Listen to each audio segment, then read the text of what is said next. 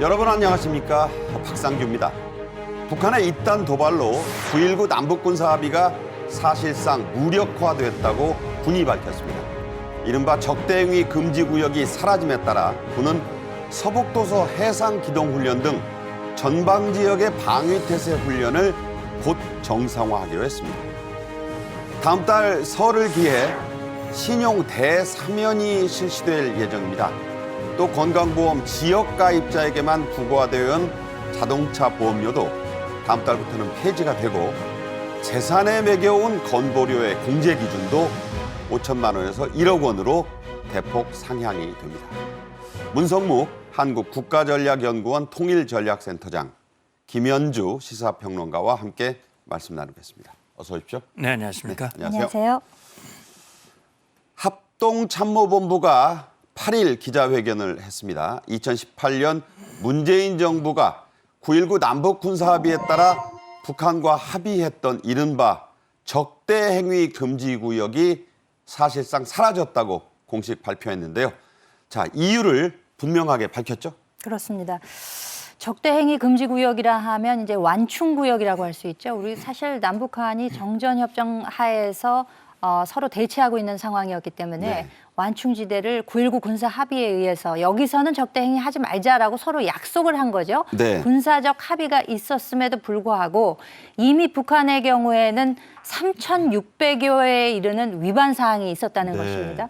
특히 올해 들어서 지난 5일부터 7일까지 사흘 연속으로 네. 서해에서 포병 사격이 실시가 됐죠. 네. 뭐 진즉부터 사실상의 이 군사 합의가 유명무실화됐다. 휴지 조각에 불과하다라는 이야기가 있었음에도 불구하고 이제는 실제 이 적대행위 금지 구역이라고 하는 것이 더 이상 존재하지 않는 것이 아니냐라는 얘기가 나오고 있는 거죠. 네. 이 해상에도 있고 육상에도 있습니다. 이 네. 해상을 기준으로 보자면은 그 우리 덕적도에서 북초도에 이르는 그 구간을 금지 구역으로 해놨었는데 이게 실질적으로 무력화됐다. 이런 표현이 정확할 것 같습니다. 네. 북에서 사흘 연속 지금 저렇게 포문이 개방되어 있는 상태가 보이지 않습니까? 저것도 이제 안 하기로 했던 거잖아요. 그렇죠. 해안포 개방은 금지되어 있던 것이고 심지어 그 이제 대포에 그러니까 아까 그 포구 있잖아요. 포신. 네. 포구와 포신도 다 보이지 않도록 가려야 하고 포신도 막아놔야 하는 것인데도 네. 불구하고 그것은 고사하고 포사격을 실제 실행을 했단 말이죠. 그러니까 이것은 명백한 위반 사항이 되는 것이고 그래서 우리 합참에서는 사실 이와 같은 도발 행위가 있을 때 비례 대응 원칙이라는 게 있습니다. 그렇죠. 그래서 200발을 쐈으면 우리가 지난번에 400발을 대응 사격을 하지 않았습니까? 그랬죠. 그런데 이제 이와 같은 것을 넘어서서 우리는 이제 원래 정규적으로 해오던 사격 훈련을 이제는 하겠다. 이런 입장을 우리 합참에서는 밝히기도 했습니다. 네. 들으신 대로 이 9.19 군사 합의를 북한이 무시해온 역사는 좀 거슬러 올라가야 됩니다. 이걸 한번 짚어보면서 얘기를 할 텐데 문 센터장님이 소위 폐지 역사라고 할까? 무시 역사를 좀 짚어주시죠. 2018년이죠. 9.19 군사합의가 합의된 것이 2018년 9월 이제 평양에서 정상회담을 했고 6년 전이네요. 예, 벌써 이제 6년 전이 됐습니다. 그러니까 정상회담의 평양 선언의 부속 문서로 9.19 군사합의가 타결이 됐는데 지금 화면에서는 이제 싱가포르에서 미북 정상회담 장면이 나오고 있습니다만 그 이후에 이거는 지금 저 하노이 회담이군요. 네. 그러니까 북한이 2018년 합의한 직후에는 좀 지키는 척했습니다만 네.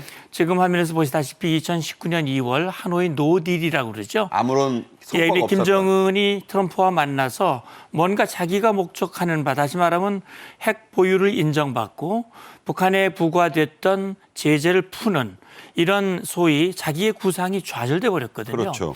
그러면서 결국 이제 미북 남북 관계가 얼어붙기 시작했습니다. 그래서 2019년부터 본격적으로 이 9.19 군사 합의를 뭐 무시했죠. 사실 9.19 군사 합의에는 지켜야 할 것도 있고 해야 될 것, 하지 말아야 될 것도 있는데 두 개 다 안 했어요. 네. 거의 다. 그러니까 이제 본격적으로 나온 것이 2019년 11월입니다. 11월에 북한이 서해 창린도는 황해도 끝자락에 있는 백령도 동남쪽에 있는 섬인데요. 이 창린도를 김정은이 직접 방문을 했습니다. 목선 타고 들어갔죠. 예, 방문을 해가지고 창린도 방어대에게 사격해라, 목표를 주고 사격을 해라 그런데 실제 사격을 했어요. 그게 북한 매체에 보도가 됐습니다. 네. 당시 우리 정부군에서도 북한의 9.19 군사 합의 위반에 대해서 항의를 한 바가 있습니다만 사실 합의의 당사자가 그 합의 위반이라는 걸 알면서도 그걸 사격질했단 말이죠. 그러니까요. 이미 그때부터 9.19 군사 합의는 사실상 무력화된 거나 다름이 없다. 사문화됐다. 그런 생각이 들고요. 사실 9.19 군사합의의 모법은 4.27 판문점 선언입니다. 그렇습니다. 판문점 선언 군사 분야 이행 합의서가 9.19거든요. 근데 북한이 2020년 6월 김여정이 담화를 발표하고 그리고 바로 개성 연락사무소를 폭파했습니다. 그렇죠. 이게 사실은 합의서를 무력화시키는 그런 조치라고 생각이 됩니다. 그리고 2022년 12월에 북한이 무인기 5대를 띄워가지고 우리 영토를 침범을 했습니다. 뭐 그냥 서울 서울 중심부를 근처까지 휘젓고 다녔죠. 다녔거든요. 이건 명백한 적대행위고 우리 영토 침범행위입니다. 거기다가 지난 11월 22일이었죠. 북한의 정찰 위성 발사에 대해서 우리 군이 9.19 군사합의 1조 3항에 일시적 효력 정지 조치를 취하자 북한이 네. 전면 파기 선언을 한 바가 있습니다. 결국 북한은 초기에만 좀 지키는 척했지만 이후는 사실상 무시해왔고 전면 파기를 스스로 하고 지금 행동으로 보여주고 있다. 이렇게 보시면 됩니다. 네. 자, 완충구역 아까도 말씀을 드렸습니다. 이것을 이제 적대행위 금지구역이라고도 하는데 그 효력을 정지시켜야 한다는 주장은 하마스가 이스라엘을 패러글라이딩 등을 이용해서 기습 공격하면서 이슈로 다시 부상한 셈이죠. 그렇죠. 하마스의 이스라엘 공격을 보면서 그럼 우리는 이라는 생각을 할 수밖에 없었지 않습니까? 사실 그 작년 5월에 전 세계에 타전된 사진이 한 장 있었는데요. 그 이스라엘의 소위 얘기하는 그 아이언돔, 그러니까 철통으로 방어를 한다는 거죠. 그렇죠. 미사일 체제에 대해서 한 발씩 요격하는 그 사진이 나왔지 않습니까? 네. 마치 불꽃 놀이를 하는 것과 같은 그런 사진을 보면서 와, 저 정도로 미사일 요격이 가능하구나라는 생각을 했었는데 그 당시에는 불행하게도 그게 10발, 20발 요 정도였단 말이죠.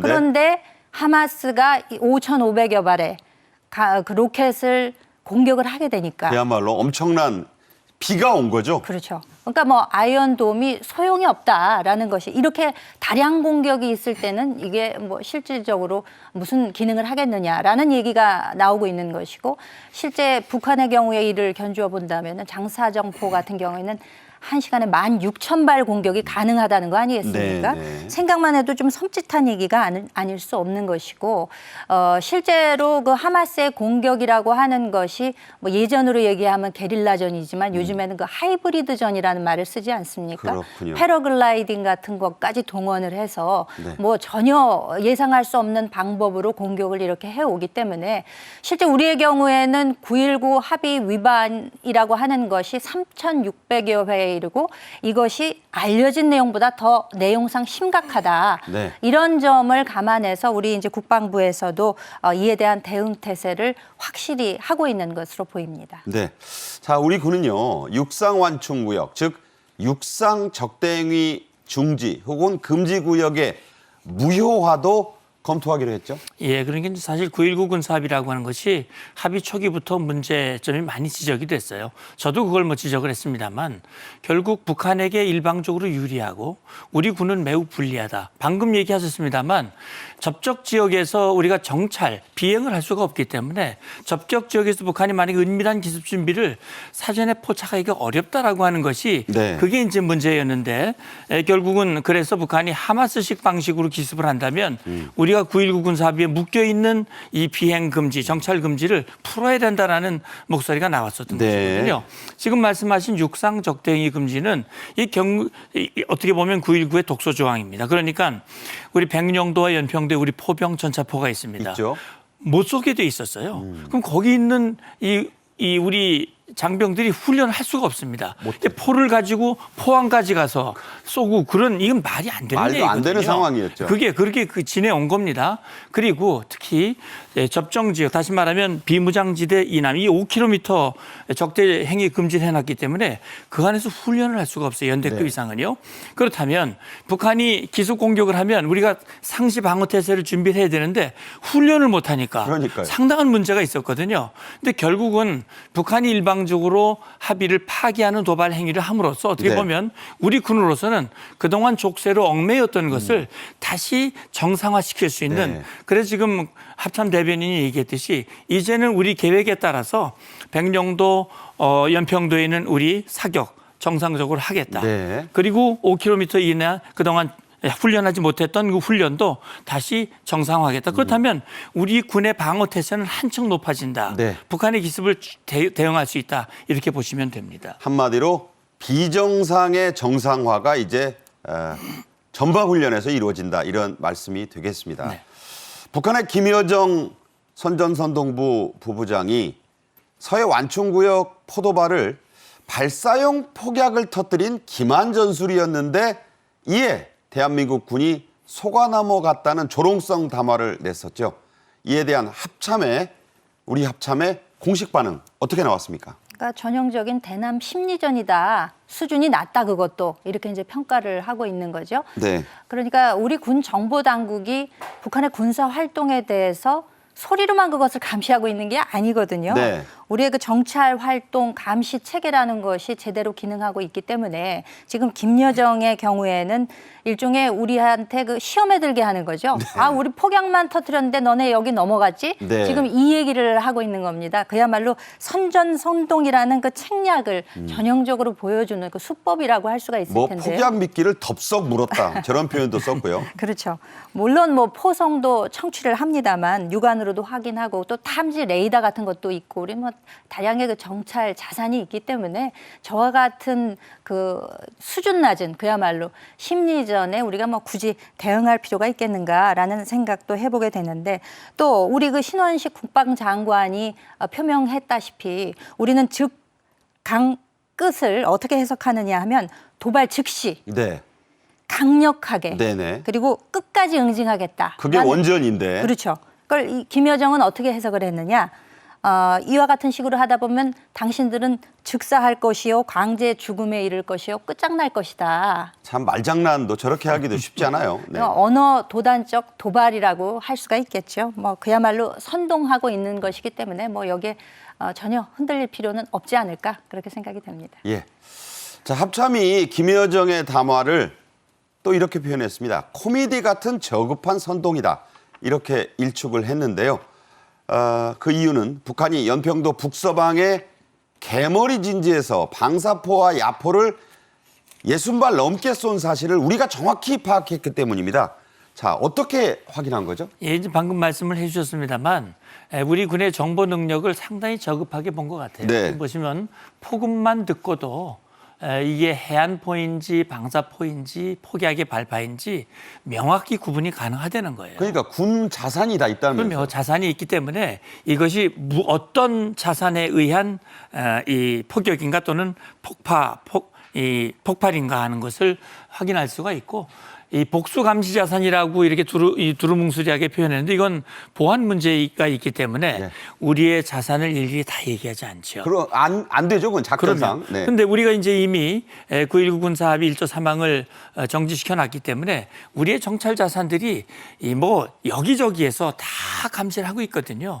그러니까 김여정이 본인이 실수한 거예요. 그러니까 저게 북한 조선중앙TV가 우리가 이렇게 한 거거든 하고 지금 보여준 거예요. 보여준 건데. 저건 사실입니다. 그러니까 우리 군이 발표한 바에 의하면 60발을 쏘기 전에 폭약을 몇 발 쏘았고 60발을 야포와 방사포, 해안포를 통해서 쏘았고 60발 쏜 후에 또 폭약을 또 했다. 분명히 폭약을 한 건 맞다. 그러나 60발 쏜 것도 정확하다라고 얘기한 거에 대해서 이 북한은 우리 군이 정보 능력을 저급하고 너무 일방적으로 북한만 자극하고 있다라고 하는 식으로 이렇게 해서 우리 국민들 남남 갈등 군에 대한 불신을 높이기 위한 일종의 기만 전술의 일환이다라는데 여기에 속아 넘어갈 우리 국민은 아마 없다고 생각합니다. 네. 또 미군의 정보 자산이나 정찰 그렇습니다. 자산까지 한다면 그럼요. 그야말로 손바닥 들여다보듯이 횟수를 다 체크할 수 있다고 그럼요. 발수까지 정확하게. 그리고 당국에서는 물기둥도 다 확인했대요. 네. 예, 이 바다에 떨어지니까 물기둥까지 다 확인했기 때문에 그런데 그걸 발뺌할 수가 없는 네, 거거든요. 그렇군요. 네.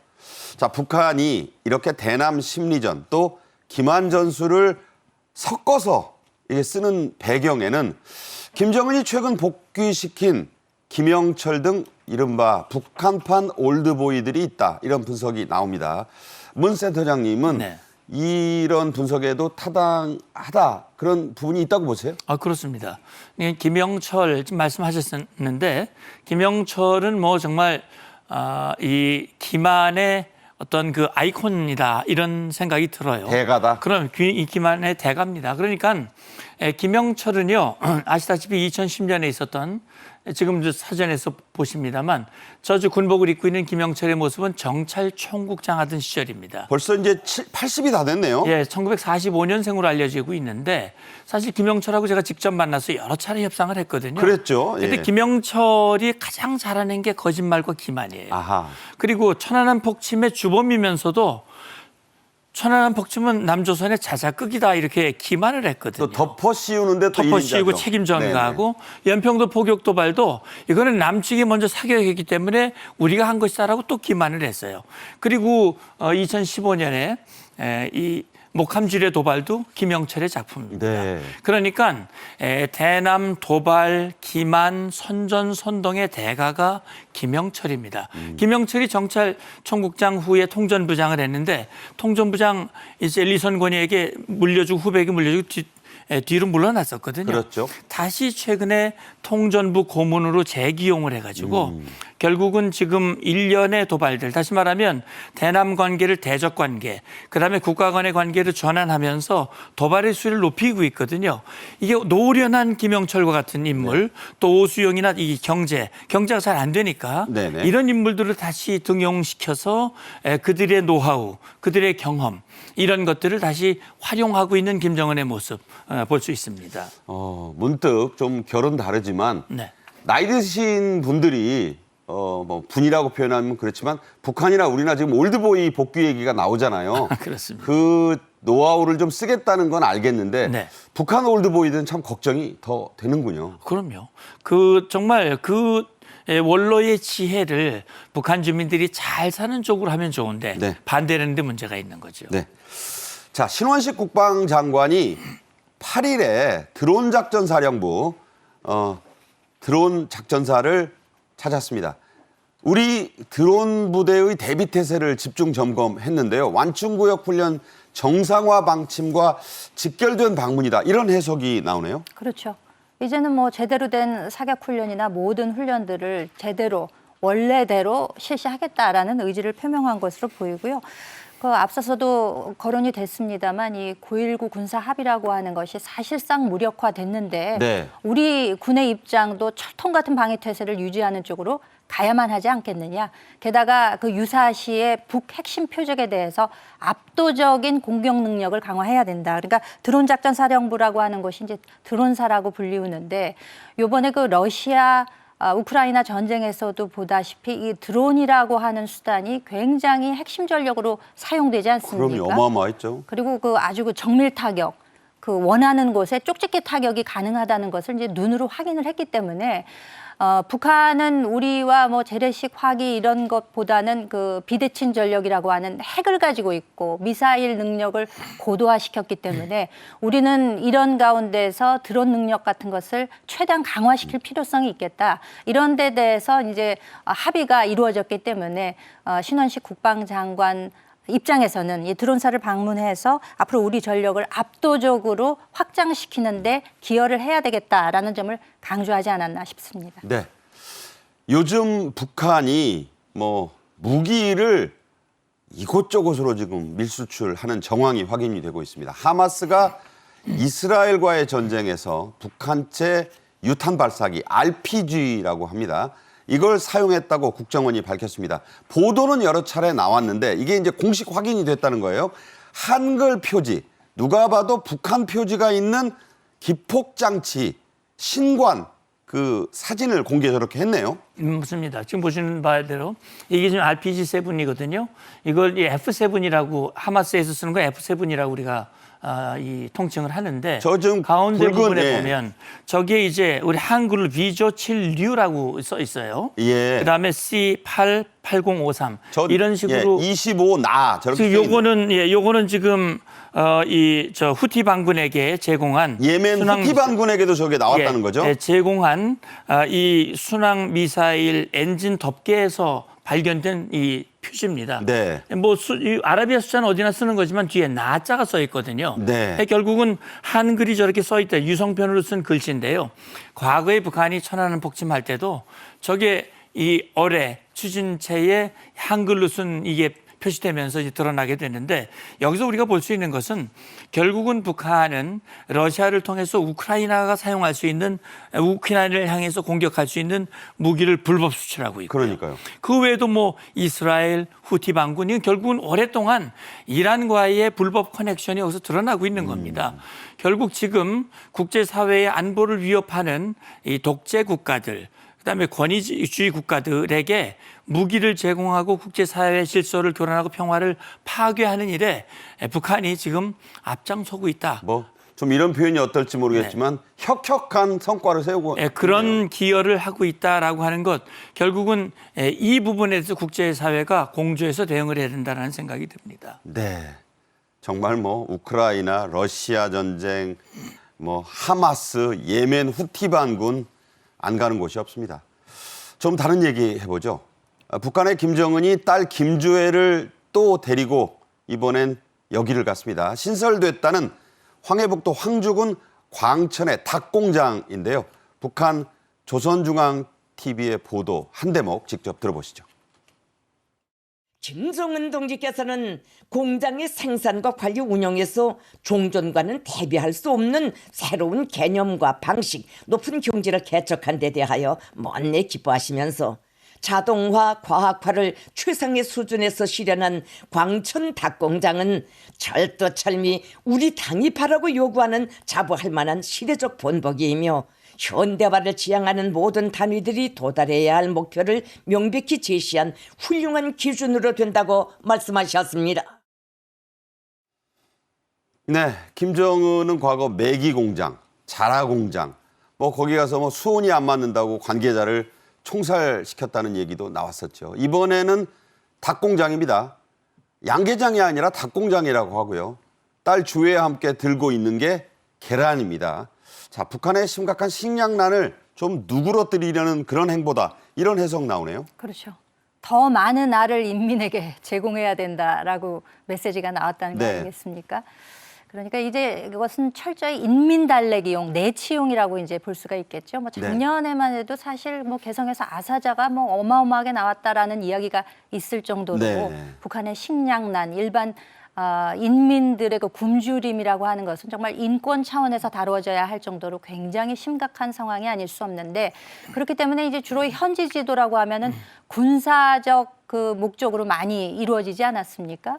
무슨 핵탄두가 이렇게 즐비한 곳을 주애와 함께 같이 간다든지 아니면 뭐 ICBM 발사 현장을 데리고 간다든지 이런 식이었는데 이번에는 이제 경제 시찰을 나간 거죠. 경제 분야의 시찰은 이제 두 번째라고 하는데요. 그러니까요. 예, 작년 2월에 평양 서포지구의 그 새거리라는 것을 만드는데 착공식에 참석을 했습니다. 그러니까 제가 이거 찾아봤더니 4,100가구 정도 그러니까 주택을 건설하는 그런 곳이었다고 하네요. 신시가지네요. 북한식으로 말하면. 그렇죠. 네. 그 이제 거기 주애와 동행을 했었는데 이번에는 닭공장을 방문을 했다. 라는 것이죠.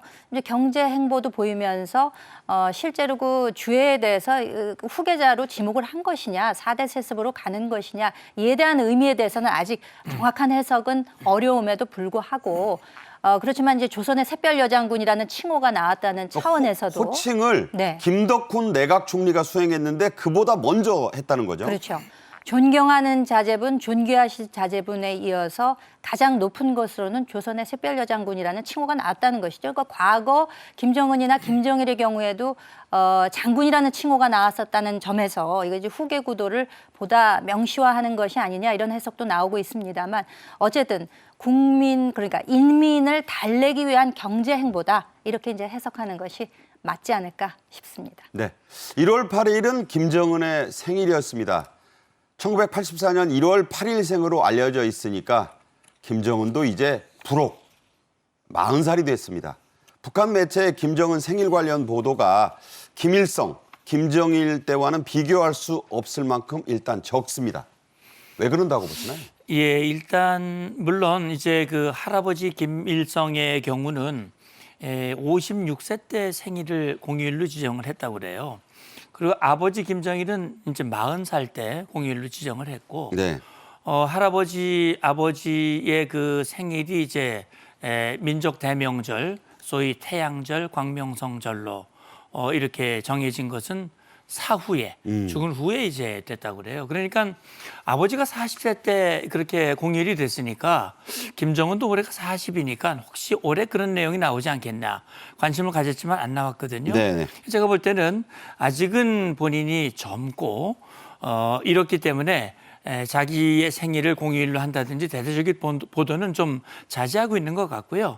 이제 출생 비밀이 사실은 걸림돌이 될 수 있어요. 그러니까 뭐 후지산 줄기다. 예, 엄마가 백두산 줄기 뭐 이런 게 아니라 이제 제1교포 출신이라고 하는 점에서 모계에 대한 우상화가 제한이 되고 이것도 좀 연관이 있지 않을까라는 생각이 듭니다. 다만 그러나 김정은에 대한 수령 호칭이라든지 이런 것들은 상당히 늘어나고 있고요. 김정은의 우상화 조치들은 계속 강화되고 있습니다. 그렇기 때문에 이것은 아마 시간의 문제이지 언젠가는 그렇게 갈 것이다 이렇게 봅니다. 네. 자, 김정은이 40이라는 거 생각해 보는 분들이 좀 많을 것 같아요. 네.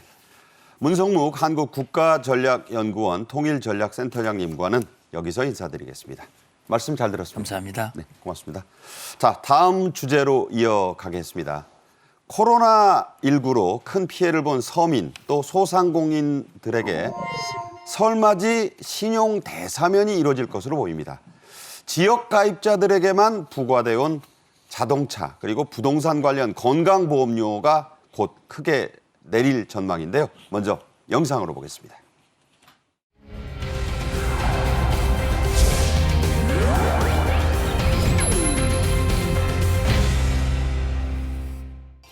코로나19 때문에 불가피하게 대출 기간을 지키지 못했을 때 이후 전액 상환했는데도 연체 기록 때문에 은행 대출이 거절되어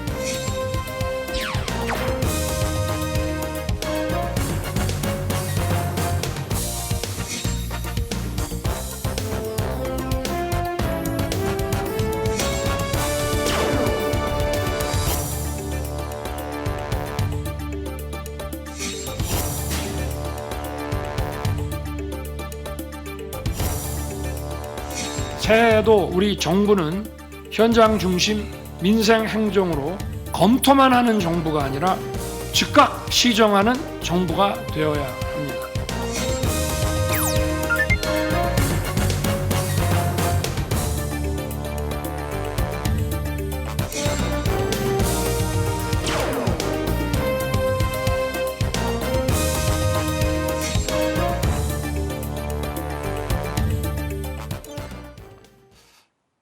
네, 이 주제에는 최진영 변호사도 함께 하겠습니다. 어서 오세요. 네, 반갑습니다. 코로나 팬데믹 기간에 그야말로 어쩔 수 없이 신용불량자로 전락한 서민 또 소상공인 자영업자들이 아주 많습니다. 이번 설을 맞아 이분들에게 좀 기쁜 소식이 될지 모르겠는데요. 이른바 신용 대사면이 검토된다는 반가운 소식입니다. 자, 어떻게 해주겠다는 건가요? 그렇습니다. 윤 대통령이 민생이 최고다라고 했지 않습니까? 서민 민생 뭐를 제일 먼저 그럼 바꿀까 했는데 우리가 신용도가 낮으면 이자를 많이 내야 하지 않습니까? 그렇죠. 그래서 일정 부분, 상당 부분 넓은 이 서민 자영업자들에 대해서 그동안 연체 기록을 싹 없애주는 대사면을 해준다고 합니다. 네. 그렇게 되면은 결국 지금 특히 지난 코로나 시절에 대출 연체하신 분들 있지 않습니까? 많죠. 이분들에 대해서 이 그 연체 기록을 싹 없어지면은 실질적으로 2021년 8월부터 한 2년 5개월간 한 200만 원 이하 대출자에 대해서 대상으로 한다고 하는데 200만 원이 넘으면 안 돼요. 그렇죠. 네. 그런데 실제로 이제 이 부분과 관련해서도 열심히 갚았던 사람. 그땐 연체했지만 지금 성실하게 갚았던 사람을 대상으로 해서 앞으로 더 열심히 하라라는 취지에서 이와 같은 대사면을 하는데 그렇다 보니까 지금도 연체해 있는 사람은 현재는 대상이 아니라고 합니다. 네. 그러다 보니까 지금 성실하게 상환 중인 서민 소상공인으로 해서 약 200만 명, 상당히 많죠. 많죠. 200만 명 정도가 혜택이 된다고 하니까 추석 선물 보따리 좀 기대할 만한 것 같습니다. 설입니다. 아, 설. 네, 설. 네. 네네. 서민 또 소상공인 영세 자영업자들 이 대출 연체 기록이 있으면 불이익이 있다는 건 아는데 어떤 건가요? 그렇죠. 그러니까 석 달 넘게 대출 연체가 되게 될 경우에는 이것이 신용정보원에 통보가 된다고 합니다. 네. 그러면 신용정보원이 이 정보를 그대로 가지고 있는 것이 아니라 수천 개에 이르는 금융사들과 이 정보를 공유한다는 것이죠. 아. 그러니까 연체 기록이 있는 사람입니다라는 내용을 모든 금융기관에서 알게 된다는 뜻입니다. 그렇군요. 그리고 이 공유라고 하는 것은 최장 기간 5년 동안 아. 공유가 된다고 합니다. 그러니까 후에 이제 대출을 변제를 하더라도 이 기록은 남아 있다는 거죠. 그러니까 나중에 다시 대출을 할 경우에 이미 낮아진 신용 점수에 기반을 해서 하니까 대출 한도도 낮아지고 같은 금리로 얻지 못하고 남보다 더 높은 금리로 대출을 할 수밖에 없는 이런 불이익이 오게 된다는 것입니다. 그렇군요. 윤 대통령이 참석한 1차 민생 토론회에서 한 자영업자가 그런 어려움을 절절히 토로한 바 있습니다. 직접 들어보겠습니다. 코로나19 때문에 불가피하게 대출 기간을 지키지 못했을 때 이후 전액 상환했는데도 연체 기록 때문에 은행 대출이 거절되어 운영이 어려움이 많습니다. 대책이 필요하다고 봅니다. 네, 말씀 감사합니다. 사실 코로나19는 누구에게나 힘든 시기였는데요. 지금 이 소상공인의 에너지, 세금, 금리 문제, 거기에 이제 연체 기록에 관한 어려움까지 말씀을 해주셨고. 네, 저런 얘기가 나왔어요. 그래서 대통령실이 이 신용 대사면 이 문제를 이미 그 시중은행권, 저축은행 이런 금융권들과 협의를 하고 있다죠? 그렇습니다. 저도 데이터를 봤는데요. 시중 5대 은행이 작년에 5조, 6조 이렇게 이익을 번뜩 합니다. 그러다 보니까 좀 더 서민들을 지원해주자 하는 공감대가 형성된 것 같고요. 실질적으로 청와대 대통령실 같은 경우에도 이 코로나19로 타격을 입은 이 소상공인들에 대해서 이게 합의가 된다고 하면은 설 전에도 시행할 수 있다라고 얘기를 하고 있고. 그러니까 2월 중순 이전에 한다는 거죠? 그렇죠. 그리고 당정 협의를 거치면서 그 연체해 있는 규모라든가 대상이 되는 부분을 좀 더 넓힐 수 있다라고 하니까 우리가 이 그 박력 있고 신속하게 뭔가를 해결하겠다 이런 얘기가 있으니까 우리가 한번 지켜본다고 하면은 또 좋은 선물이 있지 않을까 생각합니다. 네.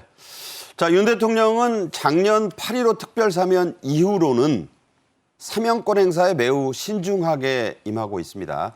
이번 신용 사면이 단행된다면 역대로는 4번째가 된다고요? 그렇습니다.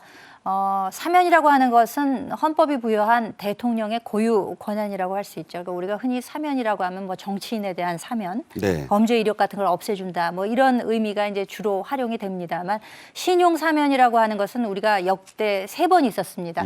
1997년에 IMF 위기 당시에도 있었고, 그렇고요. 2013년 박근혜 정권 때도 있었습니다. 네. 2021년에 뭐 코로나로 워낙 어려웠기 때문에 이때 당시에도 신용 사면이 이루어져서 많은 분들이 혜택을 받는데 말씀하셨다시피 작년 8.15 특별사면 이후 연말 연시에 그 사면권 행사를 절제하고 있는 가운데 우리 민생과 직결되어 있는 이런 신용 사면에 대해서는 신속하게 처리하는 것이 국민을 위해서 옳겠다라는 판단이 있었지 않나 싶습니다. 네. 또 있습니다. 경미한 실수 등으로 경고, 견책 같은 비교적 가벼운 징계를 받은 공무원들에게도 특별 사면이 이루어질 예정이라고 하는데 이것도 뭐 기록을 지워주나요? 그렇습니다. 결국 공무원한테 뭐가 있겠습니까? 다른 게 뭐가 있겠습니까? 승진밖에 없지 않습니까? 승진 불이익은 엄청난 거죠. 그렇죠. 결국 견책이나 작은 어떤 징계에 의해 가지고 어떤 전보 인사라든가 승진 인사에서 굉장히 큰 불이익을 입는 것이 현실 아니겠습니까? 그렇게 되면 어떻게 하죠? 내가 월급 받는 것만큼 일하겠다. 한마디로 복지부동하게 되는 건 아니겠습니까? 예. 결국 중대한 거는 안 되지만 경미한 어떤 견책이나 이런 것들은 레코드를 싹 지워줌으로써 다시 한번 공정한 경쟁을 하면서 펄떡펄떡 뛰어서 국민들을 위해서 열심히 뛰어라라고 하는 그런 취지에서 이런 나름대로의 어떤 좋은 그 기획을 하고 있는 것 같은데요. 다만 음주운전, 갑질 뭐 이런 부분에 대해서는 그건 안 된다. 안 된다라고 해서 나름대로 기준을 명확하게 세운 것 같습니다. 그렇기 때문에 현재 계시는 일하시는 분들 같은 경우에도 명확한 시그널 아닙니까? 열심히 한다고 하면은 거기에 있는 어떤 그 경미한 레코드는 지워주니까 국민을 위해서 헌신 봉사하라 그런 메시지를 열심히 든 것 같습니다. 네. 여기서 생각나는 게 그릇론이에요. 그릇을 안 쓰고 벽장에 놔두지 말고 일하면서 닦고 쓰다가 깨지는 거는 용서하겠다. 그런 자세를 강조하지 않았나 싶습니다. 자, 다음 얘기로 넘어가죠. 은퇴 후에 별 소득이 없는데 차가 있고 또 한 채뿐인 집이 있어서 거기에 물리는 지역건강보험료 때문에 고통받는 분들이 많습니다. 정부는 조만간 그 부과 기준을 달리해서 부담을 덜어줄 방침이라고 하는데 자 어떻게 바꾼다는 겁니까? 그러니까 이제 건강보험료라고 하는 것이 이제 직장 가입자의 경우가 있고 지역 가입자가 있지 않습니까? 직장 가입자의 경우는 소득을 기준으로 하는 반면에 지역 가입자의 경우는 소득과 재산 그리고 자동차에 모두 부과가 된다는 것인데 네. 자동차 갖고 있는 것에 대해서는 이것을 이제 면제해 주겠다라는 얘기가 되는 거죠. 사실 좀 고령층이나 은퇴 이후, 그러니까 직장 가입자의 역할에서 이제 벗어나서 지역 가입자로 전환이 되게 되면은 내가 살고 있는 집 한 채 있고, 그러니까요. 뭐 겨우겨우 굴러가는 자동차 한 채가 있어도 한 좋은 대가 차라 있어도, 하더라도. 예, 좋은 차라 하더라도 그것이 있게 될 경우 이거를 재산으로 인정을 해가지고 그 부과 기준으로 삼는다는 말이죠. 그렇기 때문에 사실상 은퇴자나 지역가입자들의 경우는 이 건강보험이 상당한 부담이 된다. 내가 그렇다고 해서 뭐 특별한 재산이 많은 것도 아닌데 네. 이렇게 되기 때문에 이러한 억울한 심정을 좀 건보료를 감경하는 것으로서 좀 해소시켜주겠다. 그래서 1인당 연간 30만 원 이하 효과를 기대할 수 있을 것으로 보이고요. 월 4만 원이 넘어요. 그렇습니다. 이게 자동차를 건보료의 기준으로 삼는 것은 우리나라가 유일하다 그래요. 저런 거 1등 할 필요 없는데. 그렇죠. 그리고 네. 부동산의 경우에도 보면은 우리나라와 일본뿐이라고 하니까 그러니까요. 실질적인 소득을 기준으로 직장 가입자와 별반 다르지 않은 기준을 적용하는 것이 종국에는 옳지 않겠나 뭐 네. 이런 생각을 하게 되는데 일단은 자동차에 대해서도 그 부과 기준을 면제한다고 하니까 실질적 혜택이 지역 가입자들에게 돌아가지 않을까라는 생각이 듭니다. 네, 저 보도 나오니까 은퇴자들 환호한다는 소리가 지금 계속 들리고 있습니다. 초고령화 사회로 이미 진입해 있는 우리나라 대상자들의 관심이 매우 큰 뉴스입니다. 자, 구체적으로 한번 예를 들어드리면 좋겠는데 한번 들어주시죠. 그렇습니다. 우리 그래픽을 보면서 한번 말씀드리고 싶은데요.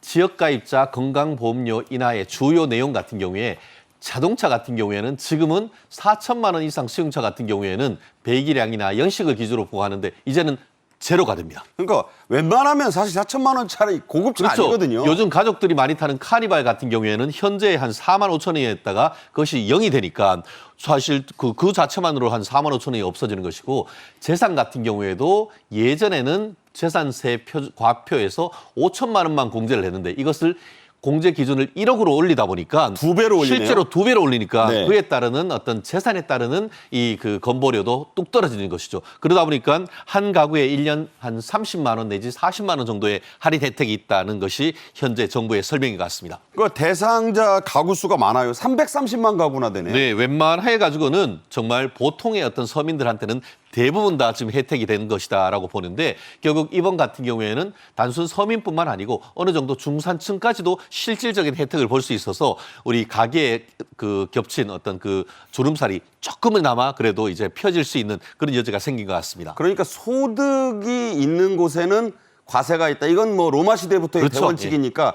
그런데 재산이 있다고 그렇죠. 불리냐? 재산이 있다고 해서 거기서 무슨 월세가 다 나오는 것도 아니지 않습니까? 내가 살고 있는 아파트에 무슨 그 소득이 있으면 내가 타는 그 차에 무슨 거기에서 이익이 있습니까? 뭐 택시 영업 안 하는 한 그렇죠. 소득 안 그렇기 나오죠. 때문에 그런 부분을 재산에서 소득 기준으로 해서 상당 부분을 합리화하고 있다. 이렇게 본다고 하면은 정확한 해석이 아닐까 생각합니다. 네, 이게 꼭 나이 든 분들에게만 혜택이 되는 건 아니라는 그런 지적도 있어요. 그래서 저희가 70대 은퇴자와 40대 중년의 어떤 분으로 한번 그 예를 구체적으로 한번 더 작성해 봤습니다. 설명해 주시죠. 네. 지역가입자의 대표적인 사례로 일단 70대 은퇴자의 경우를 보면은 연금소득이 있겠죠. 연간 1,200만 원 정도로 보고 월 100만 원 정도예요. 그렇죠. 공시가격 2억 5천만 원 정도의 아파트를 보유하고 있고 차량이 없는 경우에 실제로 재산보험료의 공제가 확대된다고 하지 않았습니까? 아까 5천만 원에서 1억으로. 네. 그렇기 때문에 실질적으로 4만 240원이 인하하는 효과가 나오게 될 것이다. 차가 있으면 더 많아지겠죠. 그렇죠. 비교적으로 더 많아질 수가 있겠죠, 혜택이. 그러면 40대 자영업자의 경우를 한번 상정해 볼까요? 사업소득이 연 4천만 원이고 보증금 3억 원의 전세를 거주하고 있고 7천만 원 상당의 국산 SUV를 보유하고 있다라고 가정을 했을 때 차량 보험료가 이제 완전히 폐지되기 때문에 네. 36,480원이 인하됨으로 해서 연간 40만 원 이상의 그 실제로 감액되는 그런 효과를 볼 수 있다는 거죠. 네. 자, 이 최 변호사께서 보시면 자, 이제 총선을 앞두고 있어서 사실은 정부 여당이 이게 또 뭐 총선용 정책 아니냐 하는데 사실 이 문제는 지역 가입자들에게 오래된 수건 사업 아닙니까? 그렇습니다. 이거는 단순한 어떤 그 선거용 선심 공세가 아닌 것이고 비합리적인 것을 합리화하는 이른바 비정상의 정상화라는 측면에서 본다고 하면은 그 충분히 이해되는 것 아니겠습니까? 저도 시골에 부모님들이 이제 농사 짓고 하는데 무슨 농토에서 한꺼번에 뭐가 나옵니까? 연말에 갔어야 이제 소득이 나는데 그럼에도 불구하고 지역 가입자라는 이유로 땅이 조금 그 농토가 있다는 이유로 해서 매월 그 건강보험료가 상당히 부담됐던 기억이 나는데요. 딱 이것이 마찬가지인 것 같습니다. 실제로 이 부분과 관련해 가지고는 뭐 전체적으로 봤을 때 연간 보험 수입료가 한 9,800억 정도 줄어든다라는 얘기가 있습니다만 네. 이것은 결국은 재산에 대해서는 줄지만 결국 소득이 많으면은 그거에 대해서는 더 부과할 수 있는 그런 시스템으로 가는 건 아니겠습니까? 네네. 단기적으로 봤을 때는 어떤 그 보험료가 그 좀 줄어드는 부분이 있을지 모르지만 그 시스템 자체가 예전에 잘못된 것을 정상화한다는 점에서 특별히 의미가 있는 것이고 그것이 어떤 뭐 지금 선거철을 앞둔 그런 것을 넘어서 실질적인 건강보험 혜택도 크게 차이가 없으면서 전체적인 구조를 조절한다고 하면은 보장성도 그대로 가지고 있다 하면은 그거는 앞으로 반드시 나가야 될 어떤 큰 방향을 정상화하고 있다. 저는 그렇게 평가를 하고 싶습니다. 지금 이게 시행령만으로 당장 그 조치가 가능하니까 이르면 다음 달 설 전에부터 2월 보험료부터 이게 가능합니까? 어떻습니까? 지금 현재로서는 이 부분과 관련해 가지고는 지금 뭐 기술적인 부분이 있기 때문에 조금 더 준비하는 시간이 있긴 있겠습니다만 아까 얘기하신 것처럼 어떤 자영업자에 대한 어떤 그 이자